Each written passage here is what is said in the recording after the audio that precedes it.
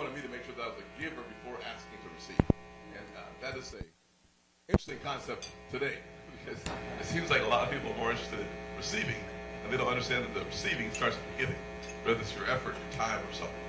Yeah, and so, going right into, your word on opportunity zones of the Capitol, and that was a very popular piece of legislation that worked with the Trump administration on, but you were really the architect of the opportunity zones legislation that was passed in 2017, and that job tax bill.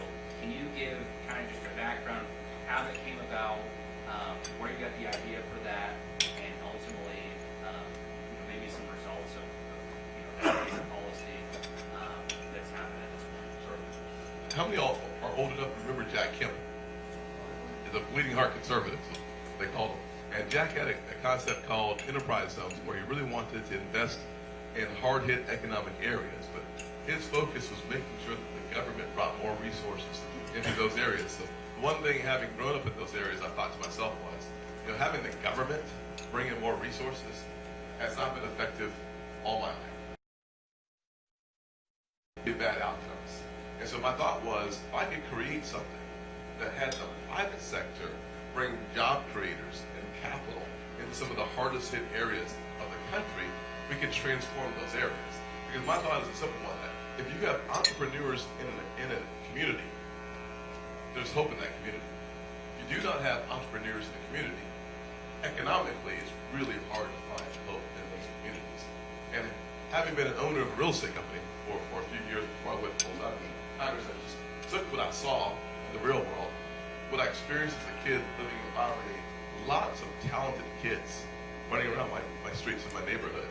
But if you don't bring the opportunities back to those kids, they may, so to speak, die on time. So I wanted to make sure that I brought opportunities back into those areas. So one of the most important things I did with the opportunities of legislation was I made sure that the decision makers were not in Washington. In Washington, there was very little about Iowa, very little about South Carolina. So I made sure that the decision makers on where those zones would be the governors of each state.